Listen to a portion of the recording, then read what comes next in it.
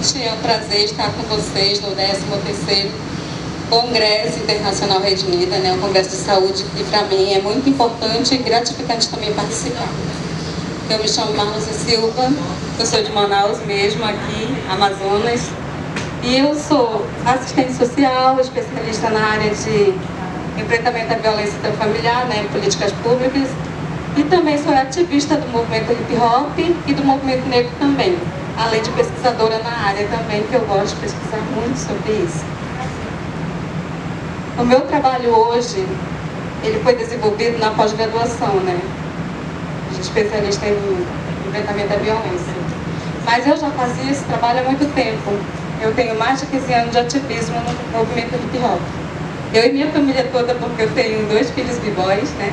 E a gente sempre gostou muito da cultura hip hop, desde a década de 80. E eu participo.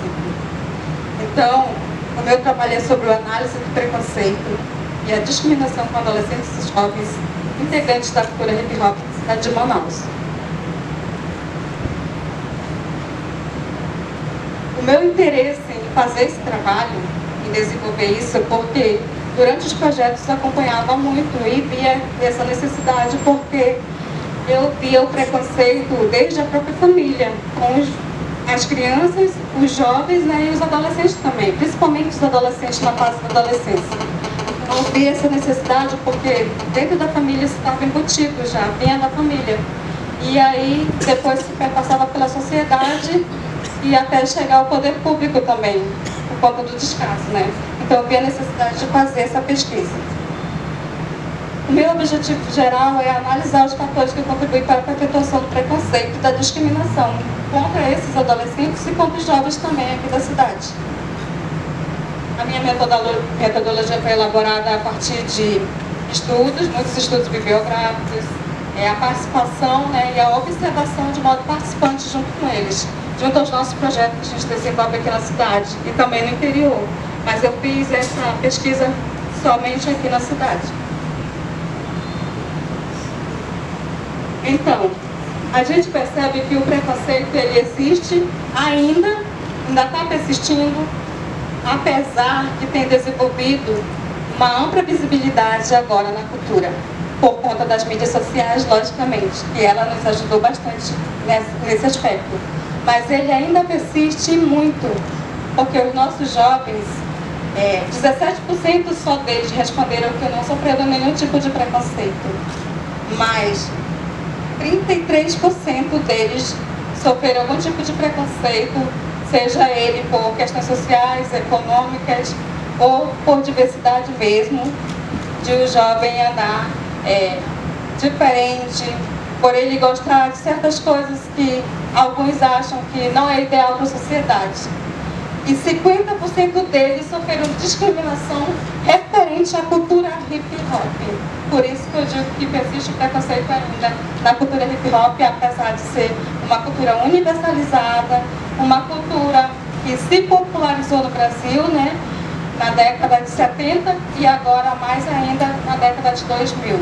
Porque o funk também tem contribuído muito para isso, mas também a questão do rap, por ele enfocar certas questões sociais também, e também as questões de comunidade mesmo, porque nós somos uma cultura basicamente diferenciada por se desenvolver nas comunidades periféricas, nos lugares onde a política pública não tem acesso.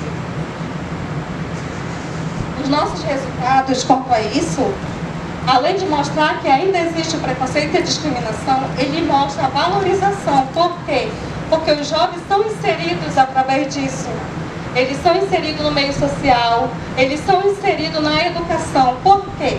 Porque hoje nós podemos dizer que nós inserimos jovens nas universidades. Nós temos jovens na UFAM, nós temos jovens na UEA, porque é uma oportunidade que ele tem, com as vivências e a resistência de construir um futuro melhor para ele.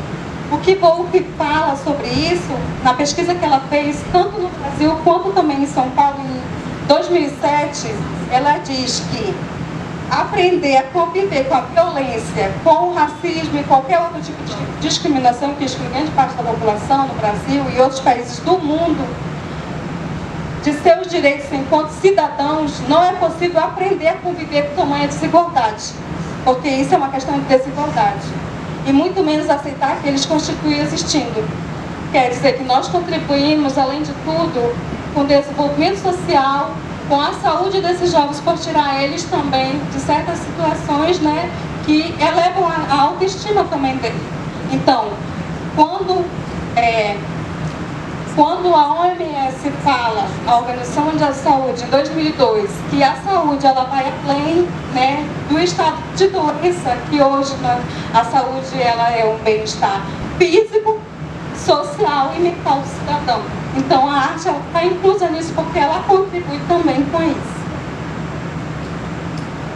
Um dos nossos jovens, ele falou o conceito que ele tem sobre o preconceito, e ele diz que em relação ao preconceito, uma pessoa, um grupo social, uma nação, sem conhecer, tem aquele preconceito. E conhecendo, ela vai ver que não é nada daquilo que pensava, mas que se ela permanece com esse conceito, aí ele se torna uma discriminação, porque você conhece, você viu que é diferente daquilo que pensou, mas você continuou, então ele se torna uma discriminação, racismo e intolerância. Isso é um conceito de um dos jovens que deu a entrevista, e para mim ele é muito acertado esse conceito e revela a inteligência que eles têm, porque eles também possuem muito conhecimento. Em relação a essa existência de preconceito, a gente analisou que, mesmo com todos esses aspectos diferenciados que levam à perpetuação e à discriminação que permeia essas relações e gera um conflito alternativo para o enfrentamento, como a expressão artística e cultural hip hop, com os adolescentes e jovens habitantes de Manaus, ele tem contribuído com o desenvolvimento humano, social e econômico desses jovens, porque também gera renda, e sobrevive pela resistência, mesmo sem uma ação efetiva do nosso Estado e também das políticas públicas. Mas ele continua resistindo e enfrentando e mostrando que com o trabalho a gente pode alcançar. E a reflexão que nós temos é a importância da cultura hip hop, a contribuição para a sociabilidade dos adolescentes e jovens com uma aproximação maior com a família e a sociedade, e a inclusão por meio da cultura, despertando o interesse maior do poder público, como uma ação transformadora da realidade na periferia e o maior acesso dessa atividade em programas e projetos culturais, que é o nosso trabalho que desenvolvemos, de inserir cada vez mais as pessoas na arte, na educação, na cultura e na arte e educação também. E principalmente desenvolver uma vida mais saudável para todas as famílias. E principalmente combater desde o âmbito familiar para chegar à nossa sociedade, para que se desenvolvamos mais. Obrigada, eu agradeço a Deus, ao Congresso Rede Unida, ao Movimento de Cultura Hip Hop no Amazonas e ao público em geral. E a nossa frase é: nós resistimos. Obrigada, gente. Eu falei rápido, eu tinha no máximo 8 minutos, né, para falar.